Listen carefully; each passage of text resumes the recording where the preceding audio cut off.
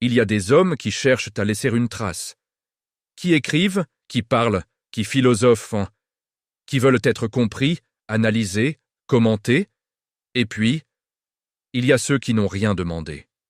Ceux qui avancent, simplement, qui vivent, qui travaillent, qui encaissent, qui regardent le monde comme il est, et qui, sans même le vouloir, deviennent des symboles. Jean Gabin faisait partie de ceux-là. Il n'a jamais voulu être un penseur. Il n'a jamais cherché à devenir une voix morale. Il n'était pas là pour donner des leçons. Et pourtant, 60 ans après ses films, on lui attribue encore des vérités comme si l'homme les portait dans la peau. Comment un acteur, un simple acteur, a-t-il pu devenir une conscience collective? Pourquoi ces mots, réels ou supposés, nous frappent encore aujourd'hui comme s'ils parlaient à travers les années? C'est ce qu'on va explorer. Pas seulement qui était Gabin, mais ce qu'il représente. Quand on commence à chercher des citations de Gabin, on se rend vite compte d'une chose. Il n'a pas laissé de carnet, pas de manifeste, pas de notes philosophiques. Il n'était pas Céline, pas Camus, pas Sartre. C'était un homme du peuple, un homme pudique, qui parlait peu, et qui observait beaucoup. La plupart des phrases qu'on lui attribue ne viennent ni de livres, ni d'interviews enregistrées, ni de conférences. Elles viennent, d'ailleurs, de quelque chose de plus diffus, de plus mystérieux. Elles viennent de l'image qu'on a de lui, de son regard, de sa posture, de ce mélange étrange de lassitude, de lucidité, de dignité brutale. Et c'est ça qui change tout.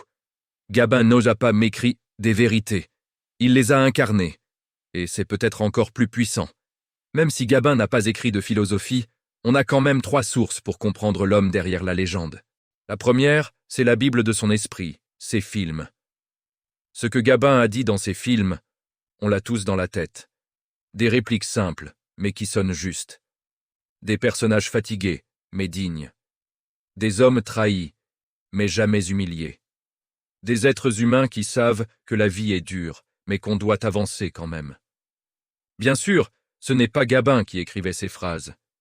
C'étaient des dialoguistes de génie comme Michel Audiard, mais c'est lui qui leur donnait une âme. Lui seul pouvait faire d'une simple phrase une vérité universelle. Et ça vaut 1000 citations. La deuxième source, ce sont ses interviews. Elles sont rares, sobres, percutantes. Quand Gabin parlait, il disait peu, mais chaque mot avait du poids.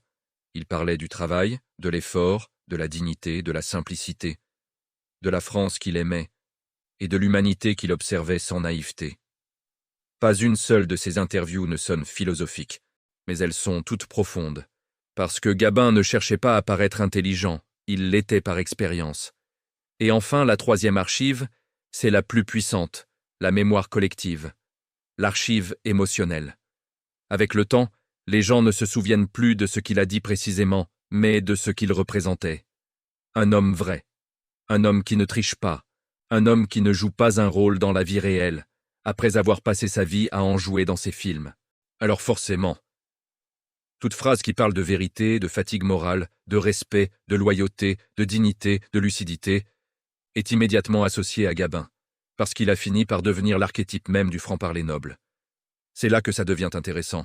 Même si certaines citations qu'on voit circuler ne sont pas historiquement de lui, elles pourraient l'être, parce qu'elles respectent son ADN. Premier point de cet ADN, il fuyait l'hypocrisie. Chez Gabin, pas de langue de bois, pas de paroles pour séduire, pas de masque social. Cette franchise brute crée un effet psychologique. Dès qu'une phrase dit la vérité crue, le public la relie instinctivement à lui. Deuxième point, il parlait comme un homme qui a vécu, pas comme un intellectuel. Ses mots, véritables ou imaginés, sont courts, pratiques, réalistes. Pas de métaphores compliquées, pas de philosophie abstraite. C'est le langage des gens simples qui ont compris des choses difficiles. C'est la sagesse du comptoir, la sagesse du champ, pas celle des salons parisiens. Enfin, troisième point, il incarnait la fatigue du monde. Cette fatigue, ce mélange de lucidité et de résignation, c'est exactement ce que beaucoup d'entre nous ressentent aujourd'hui. Alors ces citations, même apocryphes, résonnent davantage encore. Parce que Gabin, aujourd'hui, représente l'homme qui avait déjà compris. Celui qui nous regarde avec un air de dire « Je vous avais prévenu ». Même s'il n'a pas écrit de livre, On peut reconstruire sa pensée, pas à partir de textes, mais à partir de ce qu'il incarnait dans ses rôles et dans sa vie. Le premier grand thème de la philosophie Gabin, c'est la vérité comme dernier refuge. Pour lui, mentir ne servait à rien. Le monde est déjà assez compliqué, inutile de rajouter des couches. Il avait une manière de dire les choses qui transperçait, sans jamais humilier.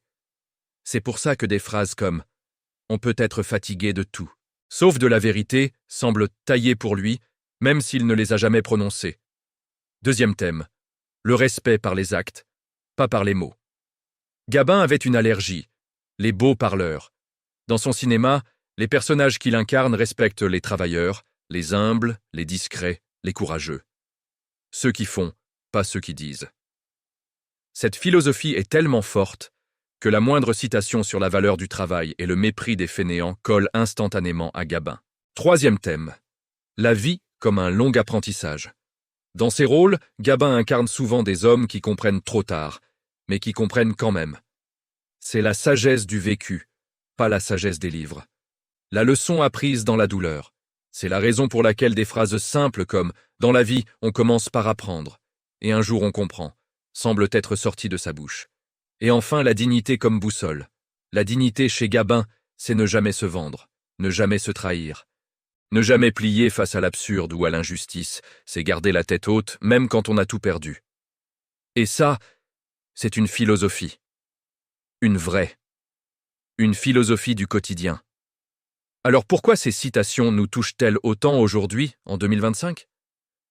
Parce qu'on vit dans un monde où tout est rapide, où tout est bruyant, où tout est surfait, où tout est performance. Et au milieu de tout ça, Gabin, c'est le silence qui dit la vérité. C'est le regard qui parle plus fort que les mots. C'est l'humanité brute, celle qu'on ne fabrique pas, celle qu'on ne joue pas. Dans les commentaires de vidéos sur lui, on lit toujours les mêmes choses. C'était un homme vrai. On n'en fait plus des comme ça. Il avait tout compris. Merci de nous rappeler sa parole. Et ce n'est pas un hasard, c'est un besoin d'authenticité, un besoin de repères, un besoin de voix simple dans un monde de discours compliqués. Alors, ces citations, est-ce qu'elles viennent vraiment de Jean Gabin ? Peut-être que oui, peut-être que non, mais au fond, ce n'est pas la question. Si elle nous touche, c'est parce qu'elle lui ressemble. Et si elle lui ressemble, c'est parce qu'il nous ressemblait à nous, les gens simples, les gens vrais, les gens qui avancent malgré la fatigue.